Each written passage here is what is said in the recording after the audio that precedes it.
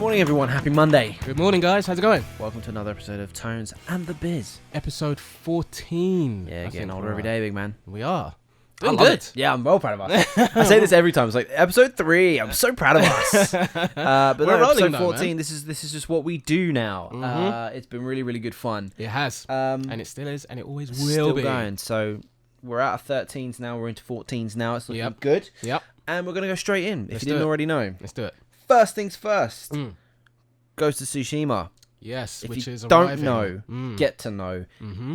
That comes out on the 17th of July. It looks amazing. I'm going to be all over it like a fat kid on a cupcake. It is going to be awesome. So check that out. Definitely. Secondly, Capcom. Right, okay. Do I need to sit straight for this? Yeah. All right. This isn't bad. No, this isn't a bad thing. So Capcom have recently put out that 80% of their sales are actually digital.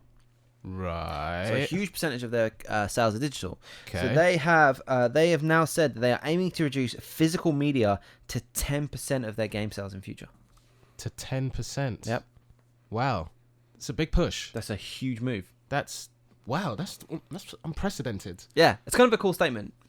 It is, and I feel as though that's definitely going to drive the coming paradigm even more so. The fact that The pricing of games and the stuff. pricing of games Yeah. and just having digital copies as opposed to piles of physical. Yeah, but It's a good they're already move. saying. I think it's a great move, and Yeah. they're already saying that 80% of their sales are digital.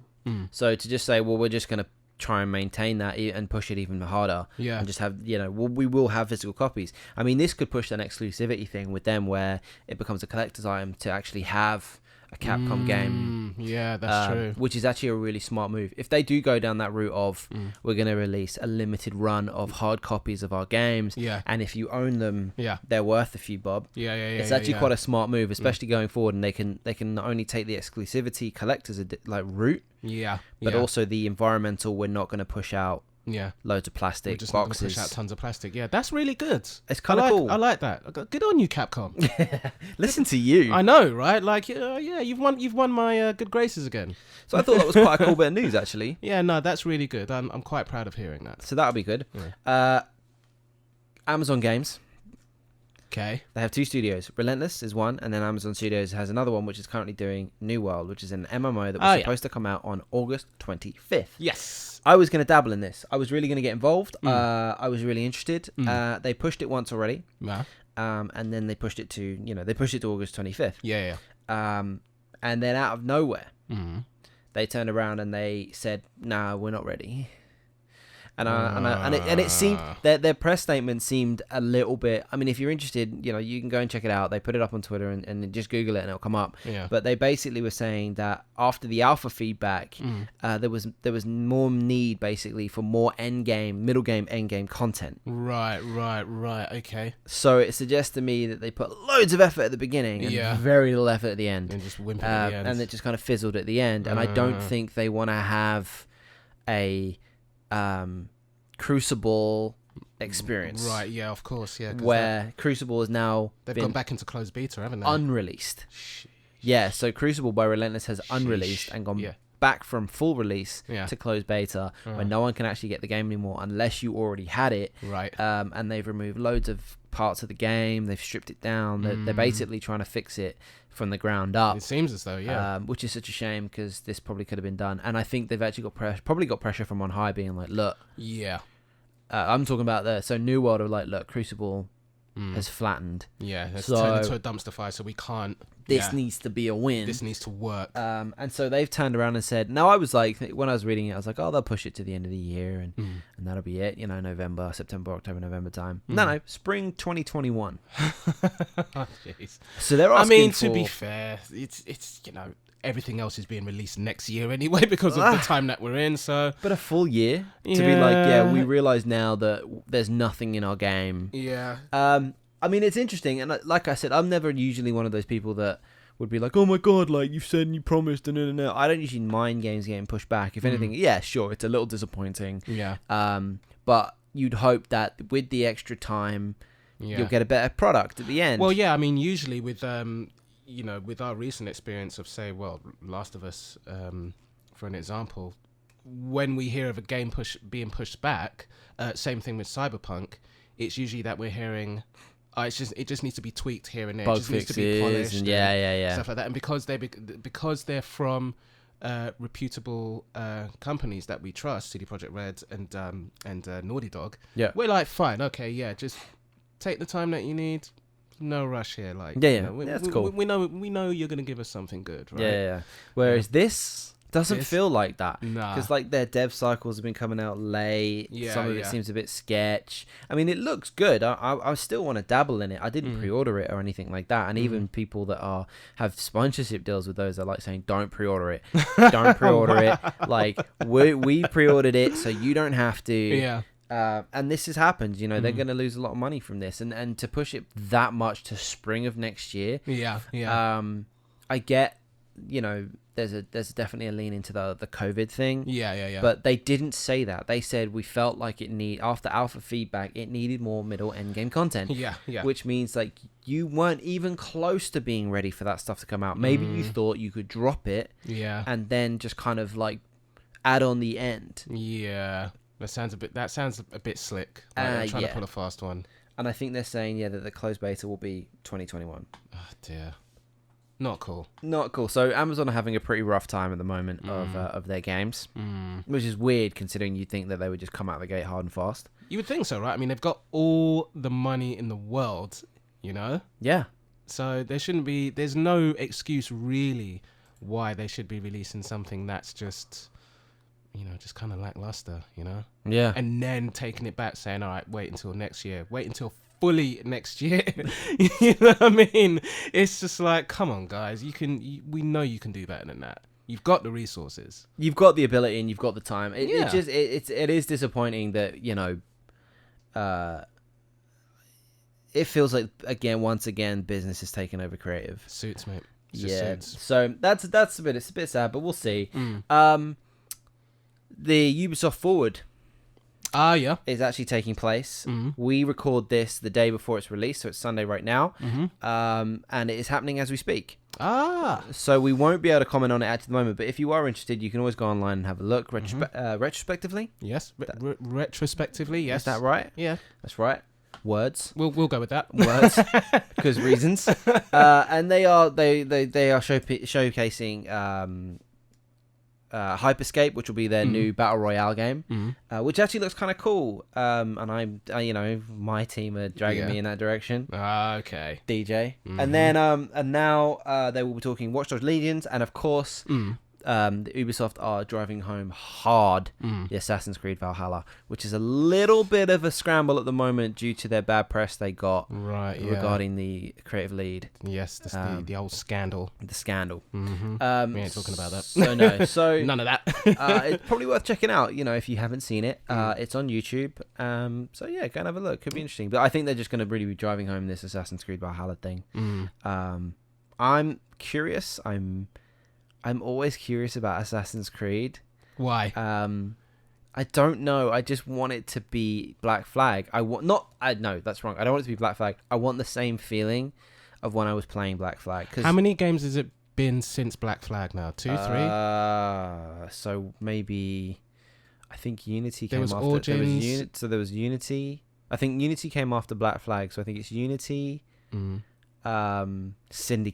Syndicate, Origins, Odyssey. So 4. So 4, right? Okay. If I'm correct. Right. So there are other ones like Russia and China, but the one that correct me if I'm wrong. Wasn't the one that was set in China? That was almost like a side-scrolling platform. Yeah, it was like it had it was a bit more kind of smaller indie game. Yeah, kind I of mean, vibe. I remember seeing a trailer for it, but I think I jumped in the middle of the trailer, so I hadn't really realised when I was seeing it in passing that it was Assassin's Creed. I don't think it's definitely until I got to the end. I was like, oh, it was an Assassin's Creed. It's definitely not the flagship games that they bang out, right? And they need, because they at one point they were doing them every year. Damn. And then they skipped a year, and then they were like going down that route, and then we had Origins, which apparently changed the game. I never played that one, and then Odyssey, and this is my second attempt at trying to get through Odyssey. Oh man! And we broke up. Yeah, you did break up. We broke up. I couldn't. So is this it now? That's the end of the relationship.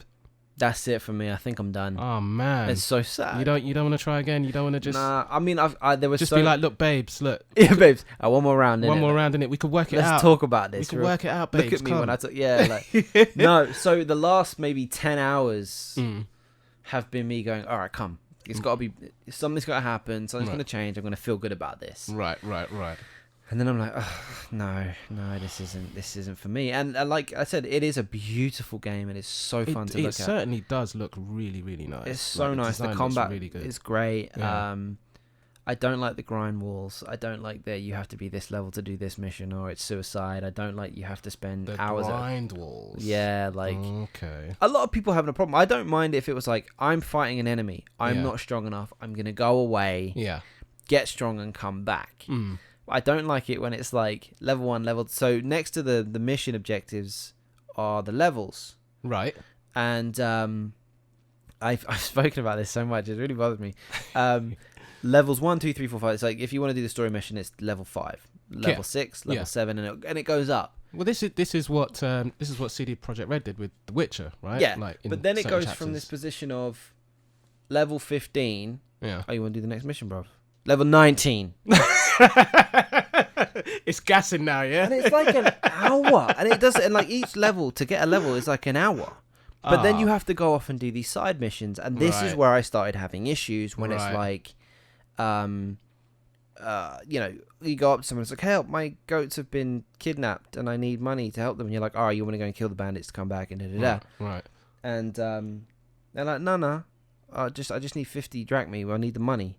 And you're like, all right, and it says give money, and you give them the money, and then it goes, hey, and that's the get, and you've done it, and that's the mission. I'm like, I would much rather just not have this in it, and not have to go through these and postman missions of like, oh, my lover, he's a Spartan warrior, and he's like, he doesn't have his special thing, and he needs it.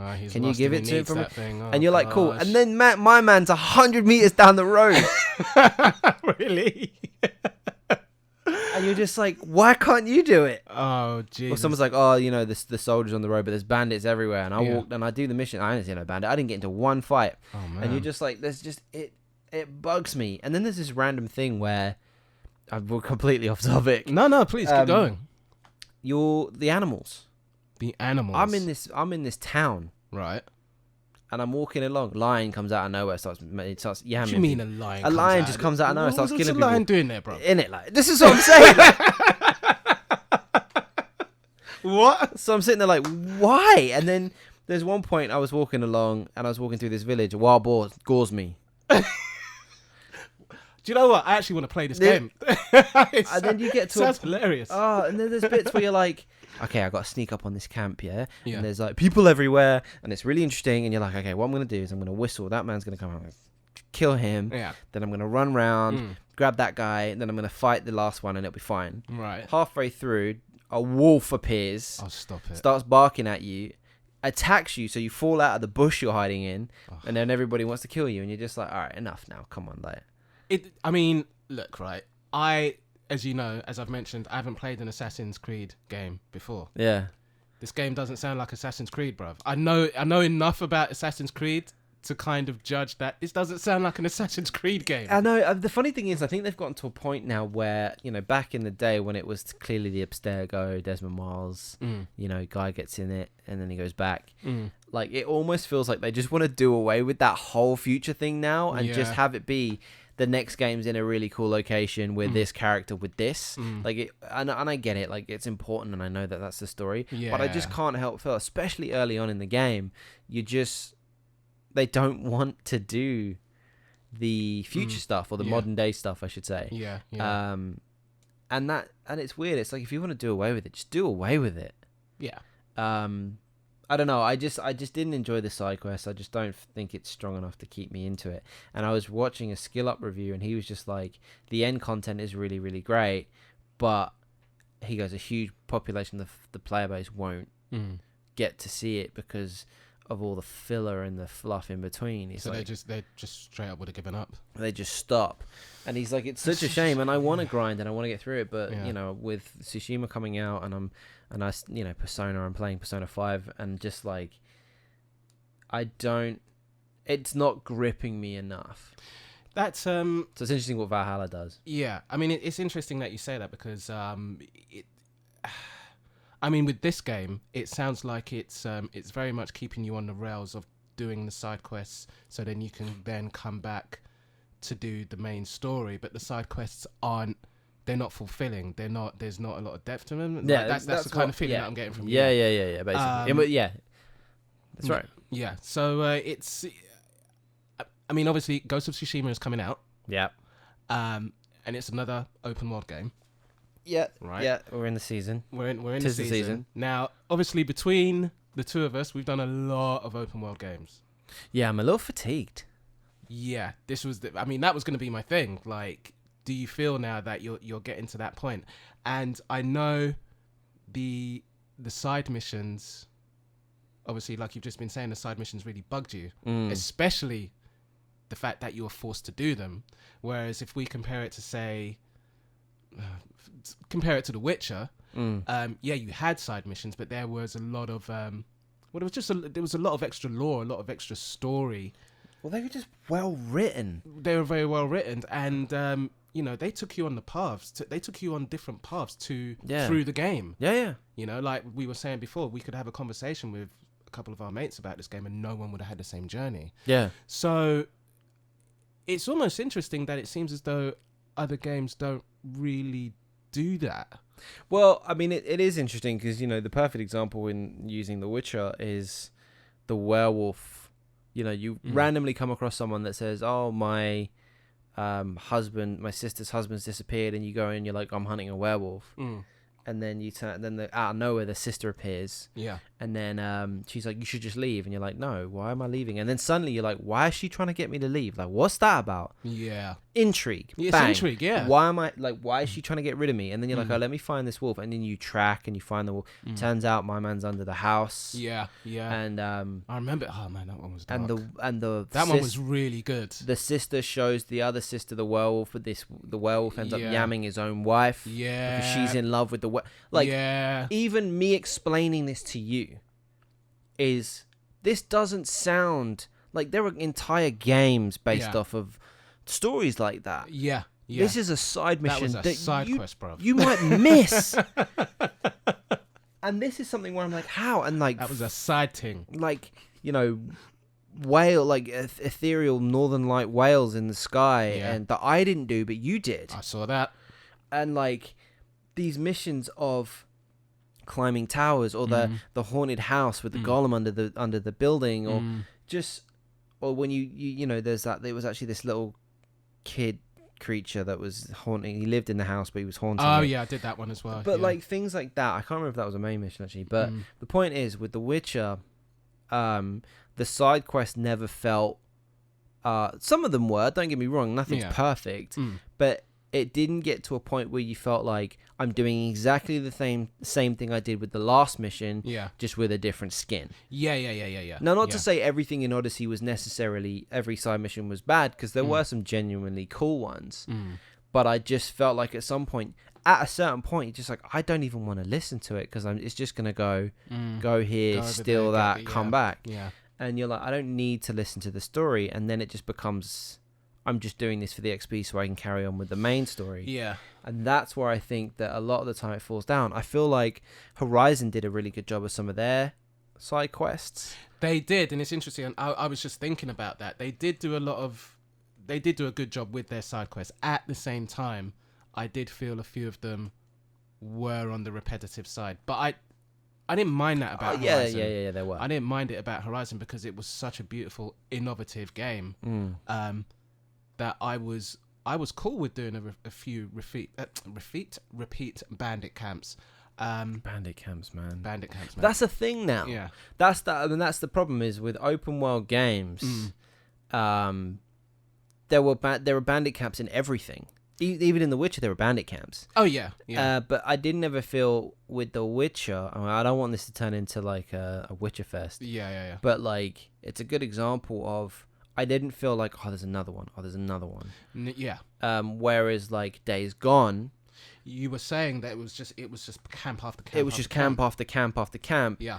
And it got to a point where sometimes you had cool moments where you'd ride off and you'd like bait a horde, and then you'd ride through the camp and the horde would just completely consume it. Yeah. That was dope. I can't wait to get back into that game. But looking, I'm going to use that word again, but looking back, it was actually quite a fun game. But doing something like that was cool, and getting into gunfights and everything, because the gunfights are quite fun in that game. Yeah. But after a while, it's just like, oh, so-and-so was taken. Okay, where did he go? Oh, they're holed up at a camp north of blah, blah, blah. Right. And you go there, and it's just another bandit camp that you would have found on the map. Just on your travels anyway. Yeah. You know, Spider-Man PS4. Spider-Man was, it did a lot of that. Go to this warehouse, same animation to get into it. They're all over the room. Especially when, minor spoilers here, but especially when you get to that point in the game where the city just opens up.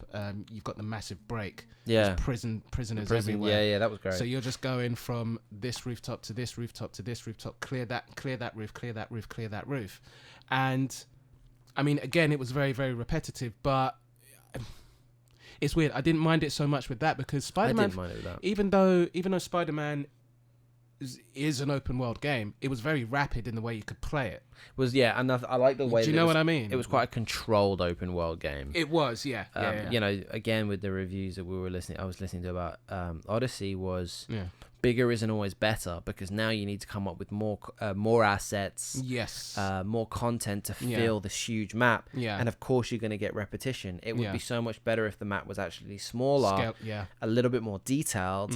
And you had really bespoke, unique individual side quests that complemented the map and the world that you're in. Right, yeah. As opposed to, I'll go into the middle of nowhere, find this guy to tell me to deliver to this guy, and that's the thing. Or give him money, or give him... It just becomes a constant repetition. Yeah. And then, perfect example is every temple in Skill Ups is the same thing. Every temple in Odyssey is the same. Really? Like the first time you see it, you're like, oh my god, it's amazing. And then the next one, and the next one, and the next one, and the next one, and the next one are all identical with different colours. Really? But when you've got to a point where, again, the map is so big, you have to start reusing assets. Right, yeah. And I think that's a problem. I think that's a bad thing. And I think that's why I got fatigued with Odyssey, is because I just got to a point where I was like, I don't care. And I don't get to know anywhere. I don't get to know a place. I'm just following the map or getting the horse to kind of magnet me along the track to where I need to be. It becomes less personable. Like, you don't care about, the area that you're riding into or anything like that, especially if it's just going to be a carbon copy of the last one that you've just spent like the last 10 minutes trying to ride from. Do you know what I mean? And it's a shame that you don't get to know an area anymore. It almost becomes a point where in an open world game, in an open world game, it's in the title. The genre is in the title. Yeah. You should get to the world as a character. Yeah. It is an important factor of the game you're playing, and if it becomes this faceless mass that all you're doing is traversing like a treadmill, and you're not really taking anything in, traversing like a treadmill. But you know what I mean? You're just running around. You don't recognize anywhere. You don't get to know anywhere because you're looking at the map and fast traveling. Or going, I get into this town I've been to 10, 20 times. Yeah. But I don't know where to go because it doesn't. It looks like the city I was in. Yeah. Wherever I go, it becomes a problem. It does. And I'm almost. I was saying this to you a little while ago. I'm very excited for Ghost of Tsushima. I'm not going to get it straight away because reasons. But I'm very excited for it. But I'm very, very aware that it is another open world game, and I'm almost saying to myself, what's going to be different in a way? Like, especially when it comes to like the side quests, the inevitable bandit camps that you're gonna have to wade through. Are they gonna make an effort to, add a little bit of different flavors and spices to each of them just to kind of separate them a little bit, or is it gonna be like your experience with Days Gone, or just sword fodder? Exactly. Like, is it just gonna be sword fodder for sword fodder's sake? We've watched the trailers between us like a good few times, and it looks beautiful. Like, the game looks really, really nice. But so does Odyssey. And then look what, I mean, according to your experience anyway, look what Odyssey... Yeah, I mean, I can see why people enjoy it. If they enjoy the grind and the work and putting it in like that, if they're like truly grinding and doing these side quests and enjoying all that, then please enjoy it. Amazing. There's no wrong answer here. Like, but my personal opinion was I just got to a point where I was like, I don't want to do these side quests because I don't care. Yeah.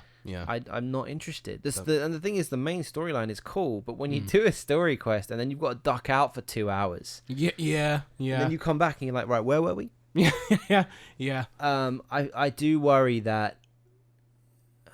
Yeah, Ghost of Tsushima open world games are starting to make me feel like, okay, like it all follows the same math, and I feel like we're gonna wait to the point where it goes, okay, you're out. The intro is always really strong, and then as soon as you're out in the world, it'll go, here's the map. Here are all the points on it, question marks. And then some people enjoy, going and finding all the question marks, and that's amazing. I personally want to be like, I really want to explore this world because it's so unique and full and different. And if they do that every time, but if I go to that question mark and that's a bandit camp, and then I go to that question mark and that's a bandit camp, and then I go to that one and that's just a landmark location, and that's just a landmark location. You already start seeing, okay, this is going to be. I mean, landmark locations I have no problems with, but if it's like clear that den out or clear this out, clear that out. Days Gone, actually, the den clearing stuff was actually a lot of fun. Really? Yeah, I actually really enjoyed the den clearing stuff. Wow. I love your retrospect of this game, man. It's weird, man. I remember coming out going, that was flat. And then looking back, we spoke about it. You were like, bro, why'd you buy that for? Yeah. Would you spend money on that for? Well, this is what's interesting because, we get I think the more I've played Assassin's Creed and they've gone for this huge game, looking back and going, it's actually quite nice because the world map in Days Gone isn't that big. Oh, okay. It's not. All right. In comparison. Yeah. And I think and you do get to know areas in Days Gone. You start understanding where Deacon got married, and you understand that little town where the church was, and you understand where he buried his wife, and you understand, and you start going, okay, I've seen this area, I know that area, I know this part, I know that part. Yeah. You don't get that in some games where you're just like, I don't recognize this at all. I can't remember. I played Horizon so long ago. I don't remember if I felt that way. I obviously didn't because I really enjoyed it. There was a lot to enjoy in Horizon. I mean, it's such a phenomenal game. The just the nature, the National Geographic of it. Yeah. That side of it was so unique. Yeah. It made you go, oh, cool, there's one of these things. Or, oh, man, if I'm going to do this thing or that. That was really cool. And I ran into the DLC smiling, going, cool, there's Standards. New monsters and it's a snow kind of area. And that was a beautiful game. But I do worry that Ghost of Tsushima is going to turn into clear that bandit camp out. Because even in the demo, right? Yeah. You have two choices. Yeah, you can be stealth. Or you can walk through the front door. And it's like, okay, so how many times are you asking me to do that? Yeah. Yeah. And that's kind of something I not worry about, but I'm curious to see.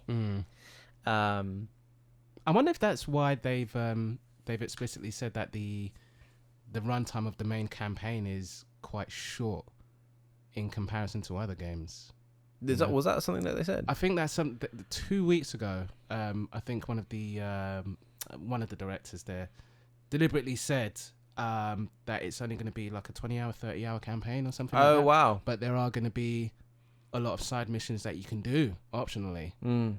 But I wonder if they lock them behind. Or am I mixing that up with Cyberpunk? I think they said that about Cyberpunk actually, and let me take that back. I think that would make sense with Cyberpunk. Yeah. Scratch that. That was Cyberpunk. Sorry, guys. Okay. I think that. Yeah. Oh God. I never go into a game wanting it to meet my not negative, but my cautious expectations. How do we feel that the side missions in Cyberpunk might be? The world. Oh, but look, man, So CD Projekt Red have they've never let me down in terms of their writing. Through Witcher 1 through 3 and Thronebreaker, they've never let me down. It's always been really strong. So why stop now? I think it is going to be unique. I think it's going to be pretty shocking.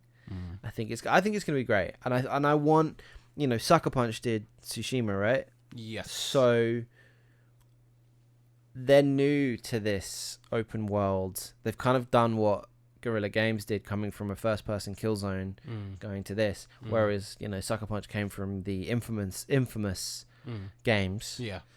Which was like vertical kind of Assassin's Creed-y. Yeah. Superpower games into open world historical. Yeah. Real down and dirty fighting. Yeah.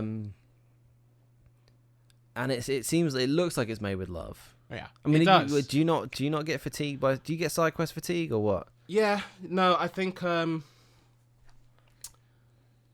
wow, it sounds so bad to say, but I think where I really noticed side quest fatigue, and it wasn't even really an open world game, was Final Fantasy VII Remake. They were weird. They were a bit strange. And that felt strange. Yeah, and there were, looking back at it, I mean, don't get me wrong, I love that game and I love the playability of it, but there were side quests in there that just plainly felt forced. Filler. That's all they were. Filler. Get a couple extra. That'll take them 20 minutes. That'll take them half an hour. Yeah. That'll up the playtime. Yeah, exactly. And I couldn't help but feel that, if I didn't do those things, I'd be, FOMO. I'd be missing out on something.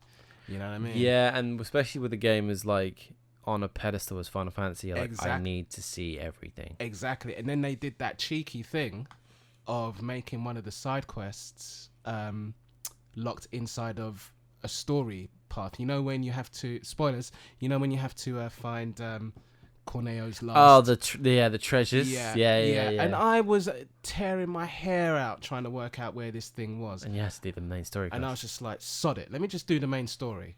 Oh, that's there. There it is. What? Yeah. Like, do you know what I mean? I mean, that's quite cool in one respect because it's different, but in the other, it's like, well, you make it, and the most part of that game is like, if I continue with the story quest, I can't come back here. Yeah. So I'm going to keep trying to finish this. Yeah. Because I'm worried that if I move forward, I can't come back here. Yeah, exactly. And then it turns out that you've got to move forward. Yeah. I think side quests are such a delicate art form. And I use the term art form really specifically because there are... Final Fantasy VII is a bad example where it's like, I don't know how many, 15, 20... side quests, but really specifically. Yeah. They could have put a lot more into those side quests, I think. There could have been a lot deeper writing because it was such a limited side quest run. Yeah. They really could have gone to town with that, and then it wouldn't have felt like filler because it wasn't like smash the boxes or go to the graveyard and beat this monster and come back, because then they started feeling like postman missions. Yeah. Find all the kids with the swords on their backs, that kind of stuff. Whereas something like Witcher, Horizon, Days Gone, Odyssey, anything else like that, there are so many. Because every town you visit, every city you go to, you're going to have a series of maybe 10 to 15, 20 side quests alone in these areas. Yeah. Grand Theft Auto is a good example. Damn, I haven't done a GTA since Vice City, I don't think. Wow. Yeah, so it's been a while. Good example, right? But it's one of those things where it's like there are side quests everywhere. Yeah. Now, would you rather have a limited run of side quests that are deep, werewolf, Witcher style, frying pan style things, or 100 side quests that are all kind of ish writing, but they're in there because they need a way for you to get the experience to carry on the story. Yeah. Do you know what I mean? Yeah, I hear that. I'd much rather have a smaller map, less side quests, that are more unique and more colourful and more creative. Like God of War did. Like God of War. Yeah. And have that, then rather than having a huge map with loads to explore, but all the side quests are basically like, pass this to my man. Or I've lost my cat. It's just this thing of, can you help me? Yeah. Bigger isn't better in this regard. No, it's not. And like we were saying with God of War, like it's obviously a smaller game map size, but it was very meaty. It was very meaty. It felt like full. It felt like... Well, the realms in that. Yeah. Even the kind of Hunter x Hunter style tournament where you had, I don't know what realm it was, where you go up the fire realm where you have to fight your way to the top. Yeah. And then at the top, isn't it a Valkyrie at the top? I believe so. I think so. And it was like you have to defeat people in this circle, or you have to, like, that was cool because that was a test your strength kind of. It was skill. It was, yeah. That was cool. But do you feel like side quests are commonplace now, or well, they are, but like, very commonplace. Do you feel that developers rely on them too much now? Rely on them? What is it as a way of extending the playtime, exposition? Because other developers do it. Do you know what? I'm someone that's very, as you know, I love to explore games, and I'm someone that will do as many side quests as possible. But again, and I think it was because that, you know, I wanted to extend the playtime. I wanted to extend my time in the world. I get that. But you know, as I was playing, not even just Final Fantasy VII, actually, Death Stranding as well, because I went into that doing loads of the side quests at the front end of the game before I wanted to get onto the main story.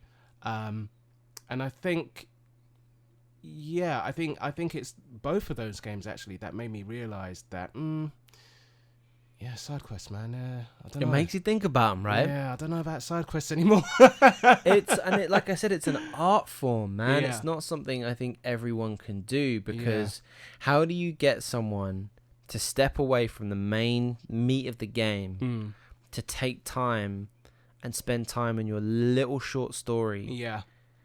For 10-20 minutes and then go back. And it shouldn't be I have to do these because I need it to do that.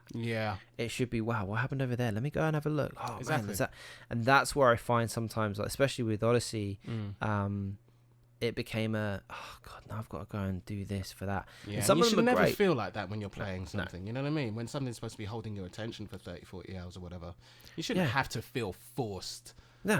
I like going to that thing. Is like, I can do as much of the storyline as possible, but then when it's out of my level, I now have to go off and do these. And like, some of them are great, some of them are very well written. Don't get me wrong, but I just felt a lot of the time it was like, okay, now I need to go off and jump on my boat, go into the ocean, fight off 3 sharks, dive underwater sections of games that drive me crazy. Then come back, deliver it, and that just gets a bit like, and it's worse because you have to. Not because you want to. And that's it. I think I wanted to do the side quest because I wanted more missions like hunt the ghost, exorcise the demon, chase the golem under the stairs, because they were so unique, so clever, and it felt like they'd given their junior writer the opportunity to write the side quest, and the guy went hard. You know what I mean? Like, he was like, I'm impressed them because the next game I'm writing a storyline in it. Like, I'm getting involved on the main table next time. So let me show them, innit? Whereas I think, like, you know, I can't help but feel like sometimes in Ubisoft they're like, okay, so we need a couple side quests. Like, how can we do this? And they're like, well, I've got one, just get chucking 50 quid, and then that one, he's just got to run down the road and deliver it to that guy. And I'm like, you could strip all of this out. You could, and have a much more concise game. Not to say, put a couple grindy bits in if you want. But you could strip all that out and make the map a fraction of the size, and you would still people would be like, this is sick. Because we notice. I think that's the way to do it. I think as much care, in a way, needs to be given to the way side quests are written as the main story. You know, like, I agree, and that sometimes doesn't feel like that. No, have you ever had a moment in an open world game, like what you say, like open world fatigue, and we've used that term. What is it that gives you open world fatigue? What causes that? Do you know what I mean? Like, because it's that thing of, is it just the lack of concise, like, for example, Last of Us Part 2 is a very linear, a little semi-open world bits, but like linear storytelling where you don't have to kind of look for the work. With a series of bandit camps, I'm going to say it. Yeah. Let's be honest. Yeah. It's got a series of bandit camps, man. But like, what gives you? What is it that causes open world fatigue? I think it's the. I think it's a combination of things. Like when you're having to traverse to God knows where, to do a part of the mission or to do like a specific side quest whereby, you know, you have to have that particular thing. I don't know. It's the travel time in games, man. Yeah. I mean, whoever invented fast travel, God bless. Yeah, because genius. You need fast travel because otherwise I would have given up on half of these games. You know what I mean? True. I mean, Seriously sometimes you're like, oh God, I've got to go all the way over there. Yeah. And then fast travel allows for you to do that. I mean, even in The Witcher, I was just blessed when I managed to get fast travel on that. Do you know what I mean? With the signposts. Yeah, with the signposting, the signposts and stuff like that. Because I did get to a point in that game thinking, oh man, I'm riding for ages. Like, when am I just gonna? I'm hungry, man. I want to eat. Yeah. Like, let me just get to the town already. Sometimes it does feel like that. Yeah. I mean, when you're going to a new location and when you go to Skellige or in Horizon, you go to the Frozen Wilds yeah.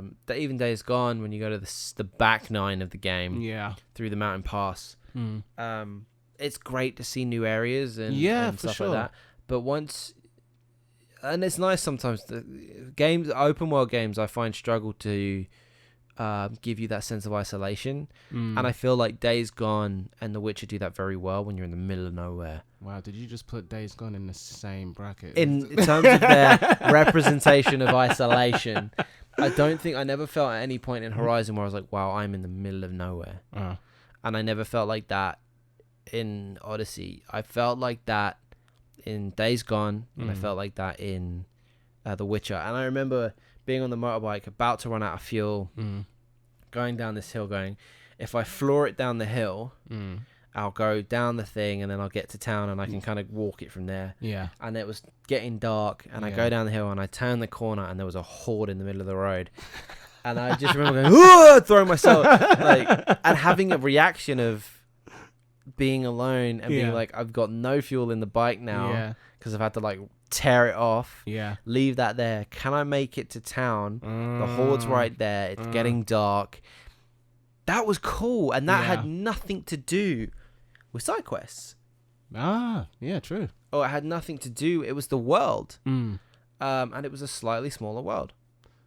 So are we saying then that it comes? I've contradicted myself there, haven't I? You're about to ask me something that's deeply contradicting. No, not at all. Actually, I'm just thinking that, on the back of what you've just described, are we saying then that there needs to be more elements in the world to make traversal to side quests or doing side quests a bit more bearable, or does there need to be like a bit of a balancing act there, or is it just that side quests need to be just written in a deeper way to make the traversal worth it, for crying out loud? Do you know what I mean? To be honest, it sounds like it would be great if we could get a solid combination of the two. When you're near water, we keep going back to The Witcher. We're so on this ridiculous game. I mean, what can we say? It's the shrine, man. It's the holy grail. But I'm gonna use it. Credit where credit's due, man. Don't be ashamed. Don't be ashamed. No, sorry, I like it. Going by the river and seeing drowners. Going into the caves and seeing trolls. Bloody drowners. God. Going into the mountains and running into creatures. Going into the woods and seeing the skull face thing that goes behind trees and appears somewhere else. That was horrible, that experience. Going into houses and they're going into abandoned villages and women in white are in there. Or graveyards and old hags are there. There was one where I was like... all really sketchy experiences. I remember good writing. Great writing, but none of them are quests. And I was going along a cliff top and it was grey and it was raining and I'm looking down the side and there was a beached whale that had been there forever that was being devoured by drowners. You get to the cliff edge and there's a hag on her ones chilling at the end. I'm like, what is going on? And you go because you're like, what's she saying? Yeah. And then it turned into an epic fight for me because he was out of my level. Yeah. And that was just a story. I remember telling you, going, oh my God, this thing happened. And that had... I don't think I ever did that one. That had nothing to... Yeah, and that had nothing to do with the story or a side quest. That was the world. That was just the world. And so you mix that, a well-populated, atmospheric, living world. Yeah. With deep, well thought out, planned storylines that you want to do. Yeah. That pull you in because of some great, like, don't be scared to make it seem like it's, because some of those storylines felt like a full-blown storyline. Yeah. Like the main storyline. Yeah. You mix that with the world. Yeah. And that's why Horizon does really well, because the world is a living, breathing, inhabited, yeah. Let's English. Yeah. I know words. Inhabited world. Yeah. So, and you see the creatures and the monsters and people loved it. Yeah, they did.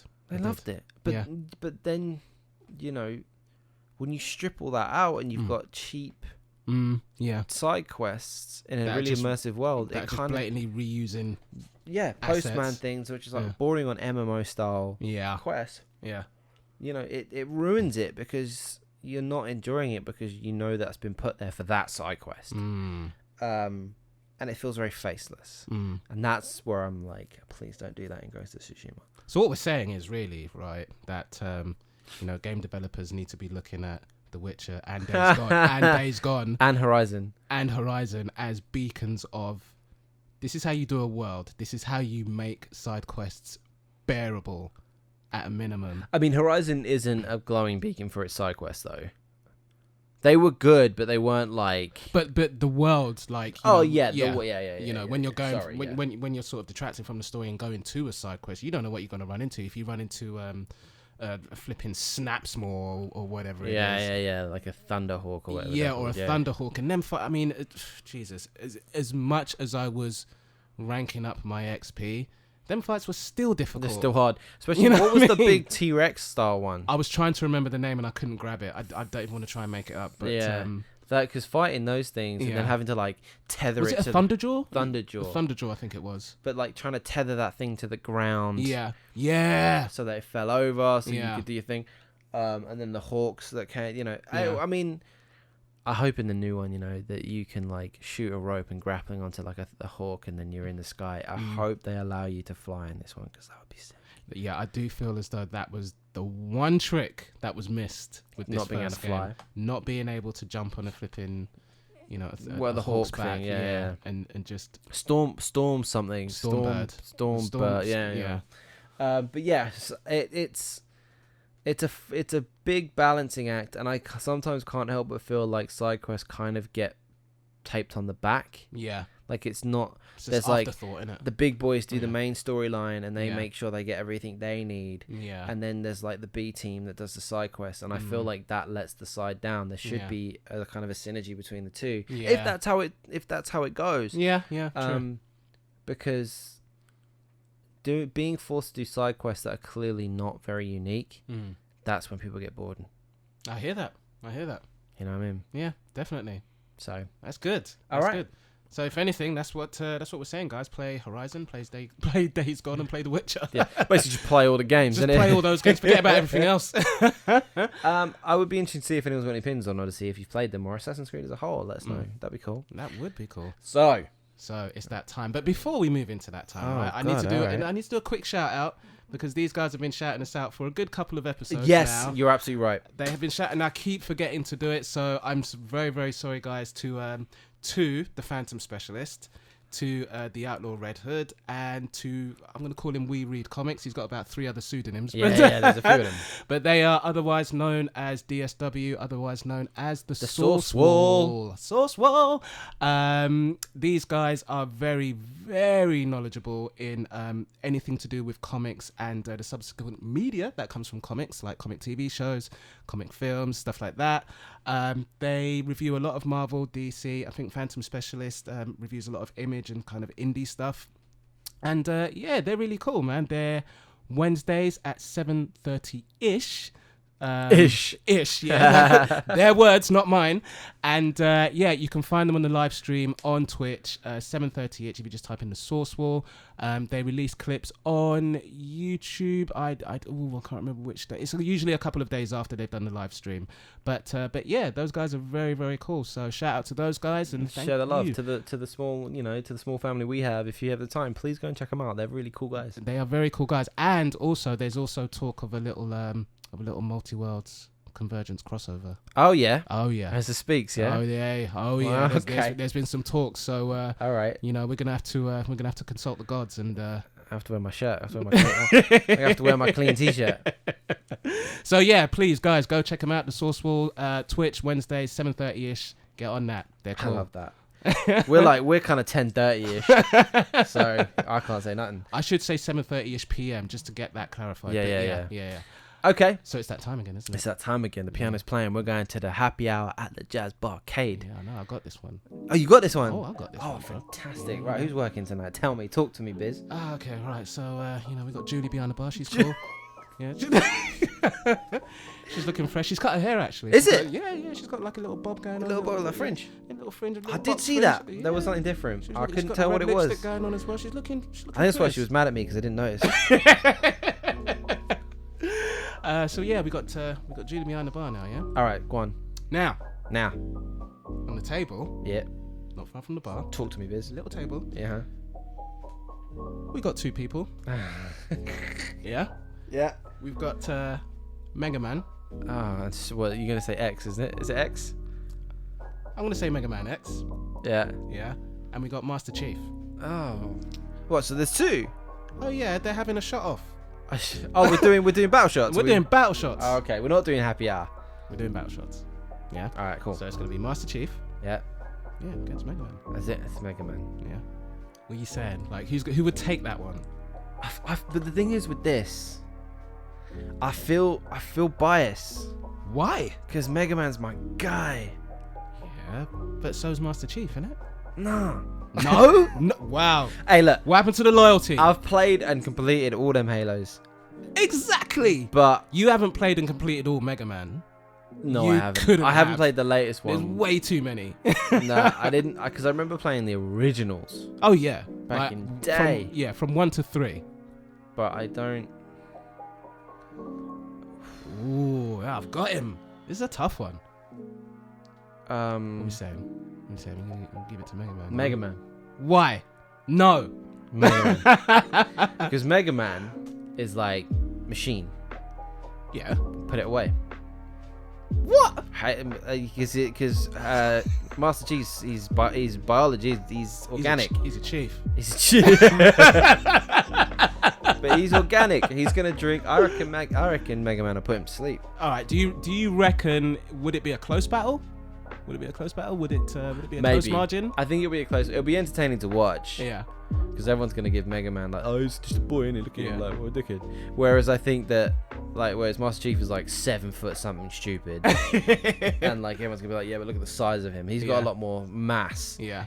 But I'm saying Mega Man. You're saying Mega Man, yeah? Yeah. All right, we'll go with that. I'm saying Mega Man. I think like he's gonna be all right. And then when he's done, he might get himself a little drink after the fact, a little wash down, a little chase, get a little Baileys, a little Baileys, little Baileys, just to wash it down at the. Just to wash it down at the end, you know what I mean? Just to really rub salt in the wound of an unconscious Master Chief. Master Chief, yeah? Yeah. Wow, okay, that was cool. That's my answer, I'm sticking to it. What was I going to say? Man. Did I tell you, actually, there was a bit of a fact that I forgot to put at the beginning of the show. What's that? A mint condition. Yeah. Super Mario Brothers 1. Right. Was sold. No. Do you know how much it was sold for? Couple hundred. I'm just gonna throw a number out there. Couple hundred. 300 pounds. Yeah. Why not? Really? Why not? You think 300 pounds? Yeah. Why not? Brand new. Shrink wrap still. Shrink wrap. Right. So it's still shrink wrap. Proper mint condition. Proper mint condition. If you get this number right without looking. Yeah. I'll make you a cup of tea. Man. I'll make you a cup of tea. But if you get it wrong, you make me a cup of tea. All right, I hear that. All right, let's go. Honest to God, how much do you think it was? It's not going to be more than few hundred, man. I don't know. Like, please don't tell me it's going to go into the thousands. Okay, go. What do you think it is? Mint condition, still in its shrink wrap, Super Mario Brothers 1, NES. Right. All right, fine. Look. £1,000. £1,000? Yeah. Final answer. Final answer. Let's do it. All right. It sold for $114,000. Shit. And I really tried to not to swear on this episode as well. So there you go. That's how important these games are, you know. 114,000. Yeah. That's incredible. Amazing, right? That is incredible. Wow. So there you go. There's a fun fact for you at the end of it all. Ain't it, though? Well, guys, as always, thank you so much for tuning in. We appreciate it. That's so much fun. We hope you enjoy listening to it as much as we enjoy making it. Mm-hmm. Please stick around on our social media. We are Tones and the Biz, Twitter, Tones and the Biz, Instagram, and we will be on YouTube, which is Tones and the Biz. Tones and Biz. Please hang out with us. As always, you know the policy. Keep it classy. No douchebags allowed. Keep it classy in the comments, people. And if you have any questions, let us know. And if you would like anyone to be able to have you out at the Jazz Arcade, please let us know. All right, guys. Thanks a lot. Take it easy. Peace out, guys. Peace.